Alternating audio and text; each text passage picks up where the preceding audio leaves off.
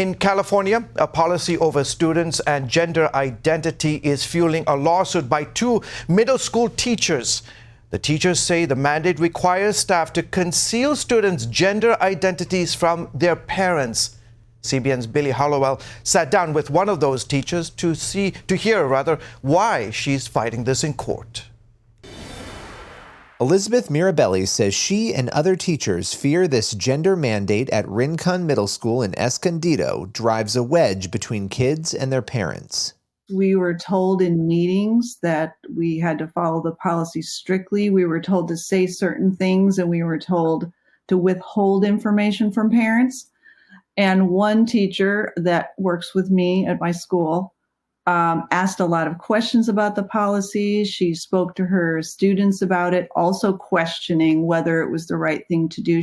And shortly after that, she was called into the office and she was reprimanded in writing by our principal and the assistant principal. This reported punishment had a chilling impact on Mirabelli and other educators concerned about the policy. I got pretty scared because I thought,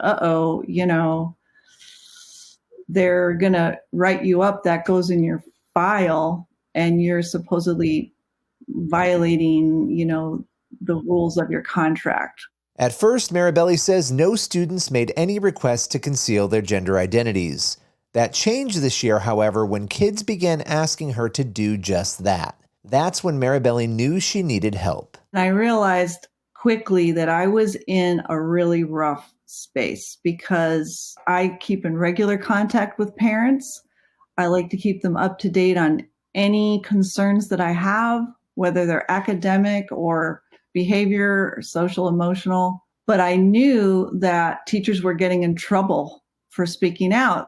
Mirabelli contacted the Thomas More Society, and attorneys filed a federal complaint against Escondido Union School District officials and the state board. Special counsel Paul Jonah says the case addresses two constitutional issues. Basically, there's the parental rights aspect and there's the First Amendment rights of teachers. And both of them are at issue in our case. We're representing teachers, but again, they're severely undermining the rights of parents because they're leaving them in the dark. It's a blatant violation of one of the most basic and fundamental rights that our nation has recognized from its inception, which is the fundamental right of parents to raise their own children without government interference.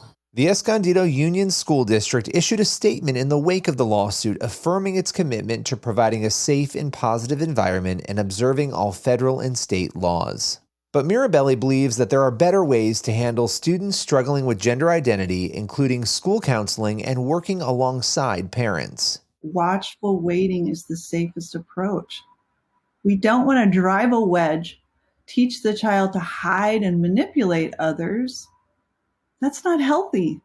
Jonah believes the lawsuit could help establish a precedent halting such policies. The First Amendment rights of teachers is what we're focusing on. That's what our claims are based on. It's free speech and free exercise of religion, and those are very strong claims that we believe will ultimately prevail. In the meantime, Mirabelli says she's on administrative leave for the rest of the school year, citing harassment and negative reactions from students and teachers who disagree with her legal fight. Billy Hallowell, CBN News. Andrew, back over to you. George, it's infuriating, isn't it? I mean, and it's ridiculous, but here we are. These are the days we are living in. And you've got some great, caring, and loving teachers out there who care about the parents and their students, and they're trapped.